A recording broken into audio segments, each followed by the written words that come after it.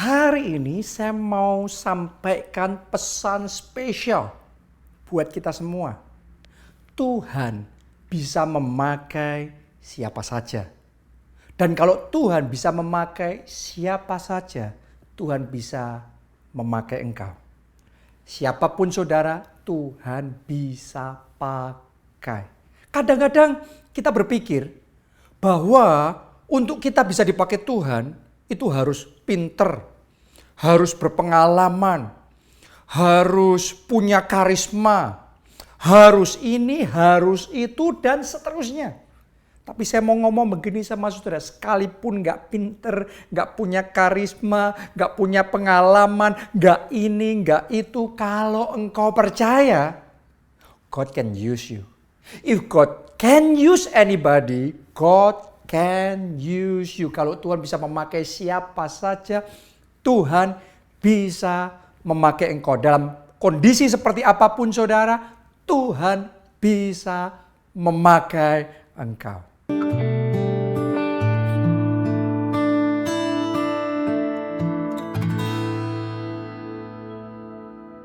Nah sekarang kita baca 1 Korintus 1 ayatnya yang ke-27 sampai 31. Perhatikan baik-baik. Tetapi apa yang bodoh bagi dunia dipilih Allah untuk memalukan orang-orang yang berhikmat. Dan apa yang lemah bagi dunia dipilih Allah untuk memalukan apa yang kuat. Apa yang tidak terpandang dan yang hina bagi dunia dipilih Allah.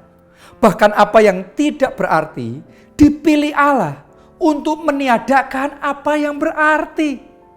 Supaya jangan ada seorang manusia pun yang memegahkan diri di hadapan Allah. Tetapi oleh Dia kamu berada dalam Kristus Yesus dan oleh Allah telah menjadi hikmat bagi kita. Ia membenarkan dan menguduskan dan menebus kita.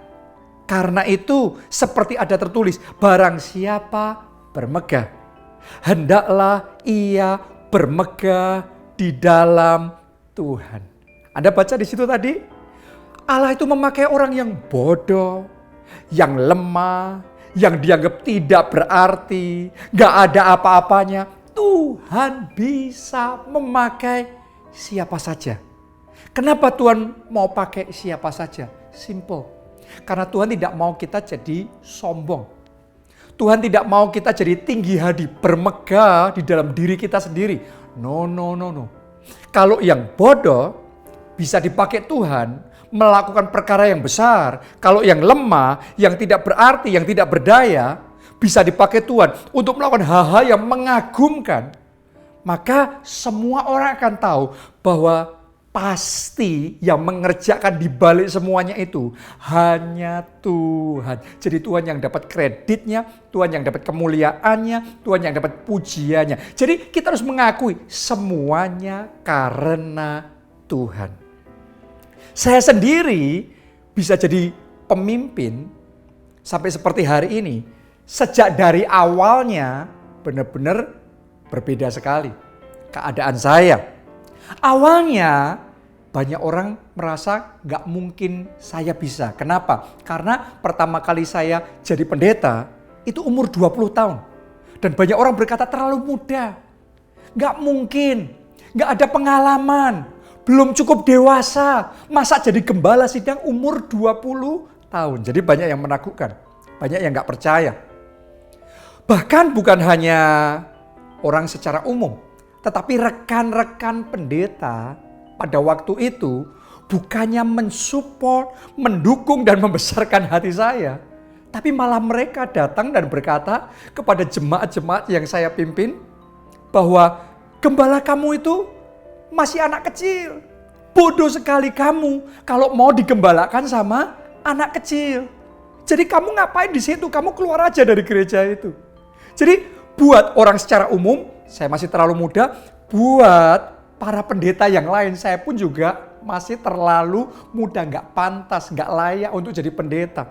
Ya secara umur rasanya masih jauh untuk saya sampai jadi gembala. Tapi saya mau ngomong begini sama saudara, apa yang bodoh menurut dunia dipakai Allah untuk memalukan yang bijak. Apa yang lemah, yang tidak berarti, yang gak ada apa-apanya, itu yang dipakai oleh Allah. Dan saya mau bersaksi sama saudara, oleh anugerah Tuhan, dengan semua kelemahan dan keterbatasan saya, tetapi terobosan terjadi, pertumbuhan terjadi, gereja tersebut mengalami terobosan-terobosan yang luar biasa, yang melampaui pikiran dan bayangan orang.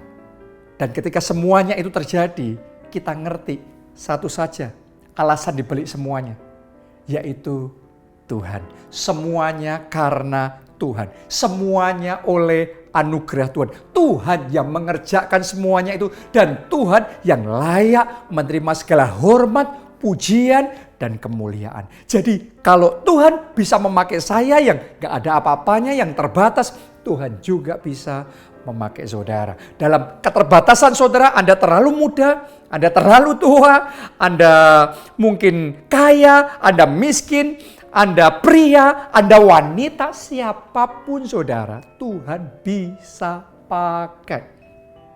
Dalam Alkitab ada satu kisah yang luar biasa, yaitu seorang perempuan namanya Deborah, tapi dipakai Tuhan secara dahsyat sekali.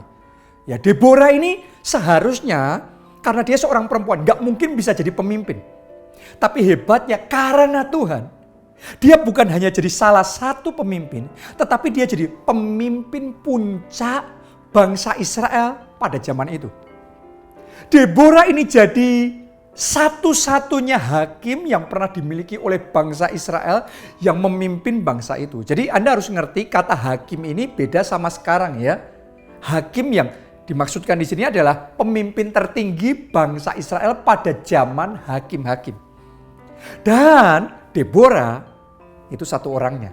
Itu benar-benar luar biasa. Kalau bukan Tuhan, tidak mungkin. Bahkan bukan hanya dia jadi hakim, tapi Alkitab juga mencatat Deborah ini jadi nabiah atau nabi perempuan, penyambung lidah Tuhan untuk menyampaikan pesan Tuhan. Bahkan suatu saat dia menyampaikan pesan Tuhan yang membawa bangsa Israel mengalami kelepasan yang besar.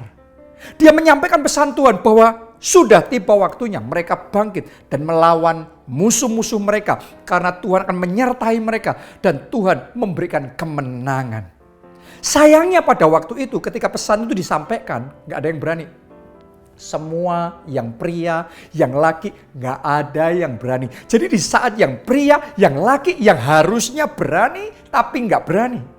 Hebatnya, Deborah ini memberikan dirinya dipakai oleh Tuhan. Dan karena dia mau dipakai oleh Tuhan, jadi di dalam kepemimpinannya, bangsa Israel mengalami kemenangan yang gilang gemilang. Jadi Tuhan bisa pakai siapa saja.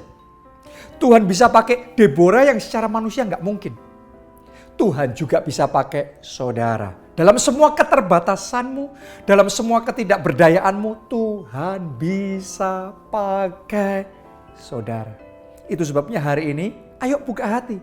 Undang Yesus jadi Tuhan dan Juru Selamat dalam hidupmu. Maka dosa-dosamu akan diampuni. Bukan cuma itu saja, Dia akan mengaruniakan roh kepemimpinan itu dalam diri saudara. Sehingga dengan keterbatasan Anda, kuasa Tuhan jadi sempurna. Dan Tuhan pakai saudara melakukan perkara-perkara yang besar. Anda yang mau angkat dua tangan dan ikuti doa saya. Tuhan Yesus, masuklah dalam hatiku. Ampuni dosa-dosaku. Dan jadilah Tuhan dan Juru Selamatku. Berikan aku roh kepemimpinan. Dan pakai hidupku untuk melakukan perkara-perkara besar bagi kemuliaan Tuhan. Terima kasih Tuhan Yesus. Amin. Amin.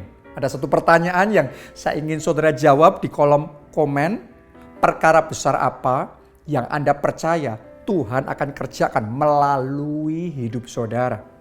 Ya, tuliskan di kolom komen. Anda yang diberkati dengan video ini, sharingkan sama teman saudara. Dan buat engkau yang baru, saudara bisa follow saya di YouTube, di di TikTok, di Instagram, dan di Facebook. Ada yang butuh permohonan doa, kirimkan permohonan doa saudara. Saya percaya ketika kita berdoa, mujizat pasti terjadi. Jangan lupa kirimkan kesaksian saudara di GSM. Salam keluarga Allah, Tuhan memberkati.